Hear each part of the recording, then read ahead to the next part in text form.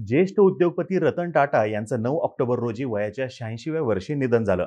रतन टाटा त्यांच्या मागे सुमारे 7,900 कोटी रुपयांची संपत्ती सोडून गेलेले. रतन टाटा यांच्या निधनानंतर त्यांच्या संपत्तीचा वारस कोण, रतन टाटा यांचा उत्तराधिकारी कोण, असे प्रश्न निर्माण झालेले होते. आता या प्रश्नातील उत्तराधिकारी कोण हा प्रश्न सुटलेला आहे, कारण की त्यांचे सावत्र भाऊ नोएल टाटा यांच्याकडे सर्वानुमते टाटा ट्रस्टची कमान सोपवण्यात आलेली आहे. पण रतन टाटांच्या मालमत्तेचा वारस कोण हे ठरवण्यासाठी आणि त्याची अंमलबजावणी करण्यासाठी 4 जणांवरती जबाबदारी देण्यात आलेली आहे. इकॉनॉमिक टाइम्सने या संदर्भातलं वृत्त दिलेलं आहे. त्यांच्यानुसार रतन टाटा यांच्या विलची म्हणजे इच्छापत्राची अंमलबजावणी करण्यासाठी वकील दरायस खंबाटा, त्यांचे निकटवर्तीय मेहली मिस्त्री, सावत्र बहिणी शिरीन आणि डेना जिजीबॉय यांची नियुक्ती करण्यात आलेली आहे. आज आपण माहिती घेऊयात रतन टाटा यांच्या इच्छापत्राची, किती संपत्ती ते मागे सोडून गेलेले आहेत, यासोबतच त्यांची गुंतवणूक कुठे कुठे आहे याची. नमस्कार, मी अरुणराज जाधव बोल व्हिडिओवरती तुम्हा सर्वांचं अगदी मनापासून स्वागत करतो. मीडियामध्ये जी काही माहिती आलेली आहे त्याच्यानुसार टाटा समूहाचे माजी अध्यक्ष रतन टाटा यांनी आपलं इच्छापत्र केलेलं आहे. त्यांनी आपल्या मागे 7,900 कोटी रुपयांची संपत्ती ठेवलेली आहे. त्यांच्या निधनानंतर त्यांच्या संपत्तीचा वारस कोण असणार, त्यांची संपत्ती कोणाला मिळणार, त्याची अंमलबजावणी कोण करणार, हे सर्व निश्चित करण्यात आलेलं आहे. आता ही जबाबदारी टाटा यांचे जवळचे वकील मित्र दरायस खंबाटा, त्यांचे सहकारी मेहली मिस्त्री यांच्यावरती सोपवण्यात आलेली आहे. यासोबतच त्यांच्या सावत्र बहिणी शिरीन आणि डेना जिजीबॉय यांची सुद्धा या कामासाठी निवड करण्यात आलेली आहे. रतन टाटा यांच्या इच्छेची योग्य ती अंमलबजावणी करण्याची जबाबदारी या 4 जणांवरती आहे. हुरून इंडिया रिच लिस्ट 2024 मधील अहवालानुसार टाटा सन्स मध्ये रतन टाटा यांची 0.83% भागीदारी होती, ज्याची नेट वर्थ 7,900 कोटी रुपये. रतन टाटा यांच्या संपत्तीपैकी 3/4 जी संपत्ती आहे ती टाटा सन्स मधील त्यांच्या शेअर्सशी संबंधित आहे. यासोबतच रतन टाटा यांनी Ola, Paytm, Tracxn, first cry, blue stone, car Dekho, cash Karo, urban company, Upstox अशा जवळपास 2 डझन कंपन्यांमध्ये गुंतवणूक केलेली होती आणि वेळोवेळी त्यांनी त्याच्यातली त्यांची गुंतवणूक जी आहे ती विकलेली सुद्धा होती. याशिवाय मुंबईमध्ये कुलाबा आणि अलिबाग इथं त्यांचं घर सुद्धा आहे. मेहली मिस्त्री जे आहेत हे सर दोराबजी टाटा ट्रस्ट आणि सर रतन टाटा ट्रस्टचे विश्वस्त आहेत. टाटा ट्रस्टमध्ये या दोन्ही ट्रस्टचे मिळून 52% हिस्सेदारी आहे. तर टाटा सन्समध्ये टाटा ट्रस्टचा एकूण हिस्सा हा 66%. टाटा सन्स ही टाटा समूहाची होल्डिंग कंपनी आहे आणि टाटा समूहातील ज्या काही लिस्टेड कंपन्या आहेत त्याच्यानुसार टाटा सन्सचं एकूण मार्केट कॅपिटलायझेशन हे 16,71,000 कोटी रुपये इतके. इकॉनॉमिक टाइम्स जे म्हणते त्यांच्यानुसार दायरस खंबाटा यांनी रतन टाटा यांचं विल जे आहे किंवा इच्छापत्र जे आहे ते तयार करण्यास मदत केली होती. यापूर्वी या दायरस खंबाटा यांनी त्यांच्या वैयक्तिक कारणास्तव टाटा ट्रस्ट सोडलेलं होतं, पण सुमारे 7 वर्षाच्या कालावधीनंतर गेल्या वर्षी ते टाटा ट्रस्टमध्ये विश्वस्त म्हणून परत आलेले आहेत. रतन टाटा यांची वैयक्तिक गुंतवणूक जी आहे ती R&T असोसिएट्स प्रायव्हेट लिमिटेडद्वारे 2023 पर्यंत 186 कोटी रुपयांची आहे. म्हणजे ही एकूण गुंतवणूक आहे त्यांची. मिस्त्री आणि रतन टाटा R&T असोसिएट्सचे बोर्ड सदस्य होते. मेहली मिस्त्री हे टाटा सन्सचे माजी अध्यक्ष जे सायरस मिस्त्री आहेत, दिवंगत सायरस मिस्त्री यांचे चुलत भाऊ आहेत. टाटा सन्सच्या अध्यक्षपदावरून सायरस मिस्त्री यांना हटवण्यासंदर्भातला जो काही वाद झालेला होता, या वादामध्ये या मेहली मिस्त्री यांनी सातत्याने रतन टाटा यांना पाठिंबा दिला आणि अलीकडच्या वर्षामध्ये रतन टाटांची काळजी घेण्यात सुद्धा त्यांचा सक्रिय सहभाग होता.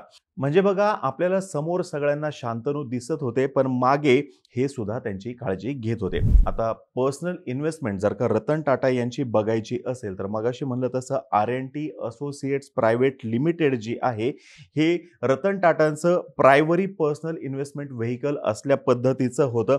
याच्यातून त्यांनी भारतामध्ये आणि परदेशामध्ये सुद्धा गुंतवणूक केलेली आहे. जो काही लेटेस्ट फायनान्शियल रिपोर्ट अवेलेबल आहे 2023 संदर्भातला, तर त्याच्यानुसार आर-एन-टी असोसिएट्स जी आहे ही पूर्णपणे रतन टाटा यांच्या मालकीची होती, ज्याची टोटल ॲसेट जवळपास 297 कोटी रुपयांपर्यंतची आहे. याच्यामध्ये 186 कोटी रुपयांची गुंतवणूक आहे आणि कॅश जवळपास 77 कोटीहून अधिक आहे.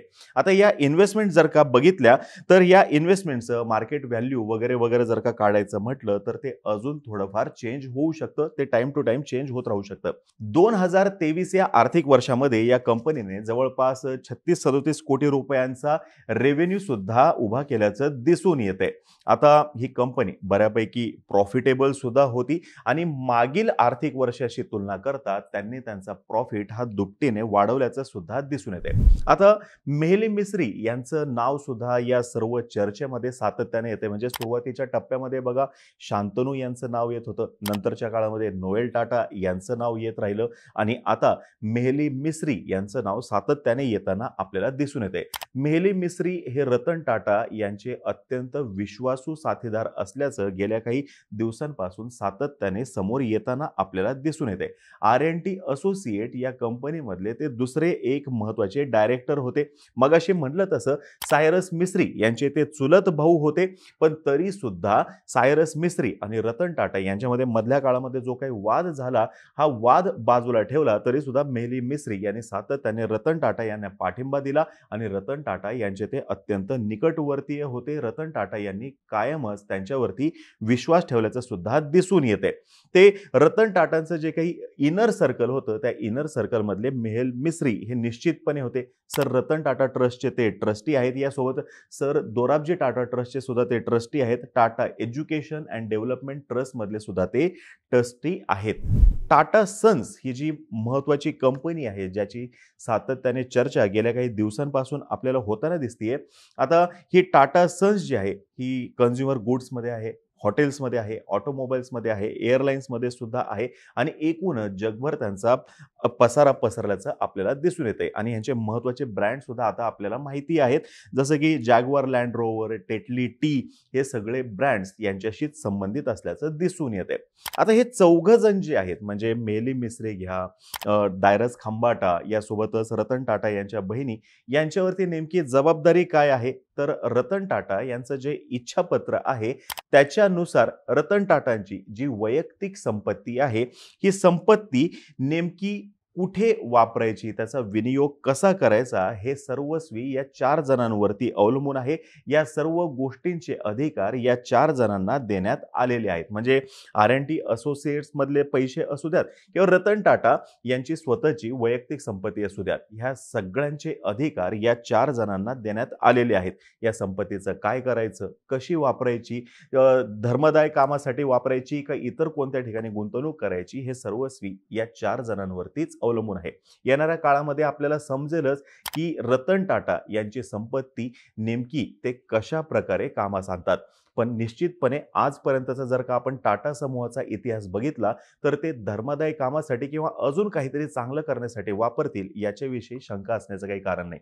आता ही माहिती जर का तुम्हाला आवडली असेल खाली कमेंट बॉक्समध्ये नक्की सांगा. तोपर्यंत आम्हा सर्वांची व्हिडिओ जास्तीत जास्त लोकांपर्यंत पोहोचवा आणि चॅनलला सबस्क्राईब करायला तेवढं विसरू नका. धन्यवाद.